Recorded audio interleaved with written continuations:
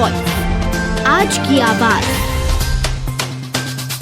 सीहोर में नगरीय निकाय चुनाव प्रचार के दौरान आदर्श आचार संहिता का पालन करने की अपील की गई। सीहोर में नगरीय निकाय चुनाव लड़ने वाले उम्मीदवार को दी गई आचार संहिता एवं व्यय लेखा संधारण की जानकारी। नगरीय निकाय की चुनाव लड़ने वाले उम्मीदवारों को आदर्श आचार संहिता तथा व्यय लेखा संधारण के संबंध में जानकारी देने के लिए अपर कलेक्टर गुंचा सनोबर की अध्यक्षता में जिला पंचायत सभा कक्ष में बैठक आयोजित की गई। बैठक में सनोबर ने सभी उम्मीदवारों को आचार संहिता का पालन सुनिश्चित करने के लिए कहा। बैठक में master trainer doctor Pankaj Jain ने पीपीटी के माध्यम से सभी उम्मीदवारों को व्यय लेखा संधारण, पेड न्यूज तथा आदर्श आचार संहिता की विस्तार से जानकारी दी। बैठक में जानकारी दी गई कि चुनाव के दौरान उम्मीदवार ऐसा कोई पोस्टर, पैम्पलेट या परिपत्र नहीं निकाल सकते हैं जिसमें मुद्रक और प्रकाशक का नाम और पता अंकित नहीं हो।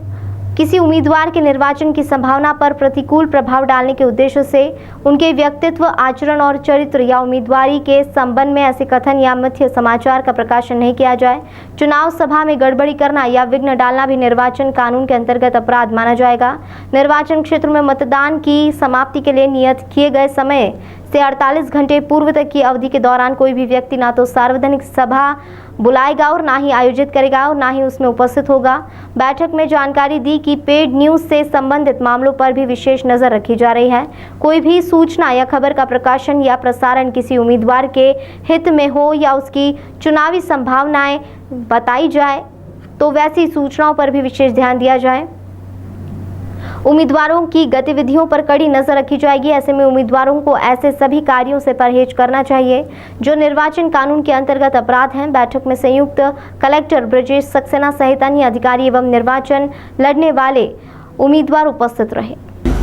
दोनों चुनाव की घोषणा 5-6 दिन के गैप पे हुई है और हमारे जिले में तीनों चरणों में पंचायत के चुनाव हैं और दोनों चरणों में नगर पालिका के चुनाव हैं। एक तरह से देखा जाए तो चुनाव के 5 चरण हैं। तो सबसे पहले चरण में सीहोर विकासखंड में पंचायतों के चुनाव होंगे। दूसरे चरण में इछावर और नसरुल्लागंज विकासखंड में पंचायत के चुनाव होंगे। और उसके बाद तीसरे चरण में आष्टा और बुधनी के विकासखंड के चुनाव होंगे। नगर पालिका में पहले चरण में केवल सीहोर नगर पालिका है और बाकी सभी 8 नगर पालिका परिषद जो है, सबसे बड़ी नगर पालिका है, तो वो बाकी सभी जो है आखिरी चरण में है। तो उस हिसाब से हमको हर चरण के बीच में इतना समय मिल रहा है कि हम प्रत्येक चरण की तैयारी कर पाएंगे। हमारे पास मतपेटियों की, ईवीएम की पर्याप्त संख्या में उपलब्धता है। हमारे पास मैन पावर पर्याप्त है क्योंकि हर ब्लॉक में दूसरे ब्लॉक के लोगों की ड्यूटी लगेगी। तो उस हिसाब से भी हमने वर्किंग की है तो हमारे पास पर्याप्त संख्या में वो उपलब्ध है।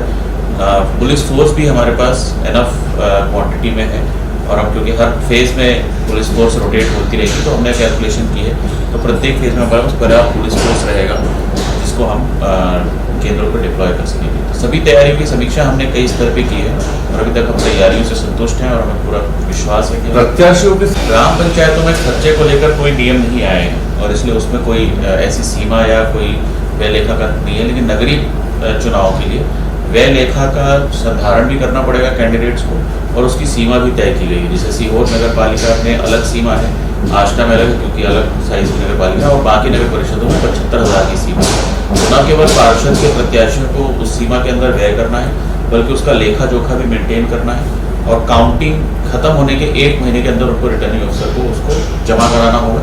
अगर वो नहीं करा पाते हैं तो भविष्य में चुनाव लड़ने के लिए वो नॉन एलिजिबल।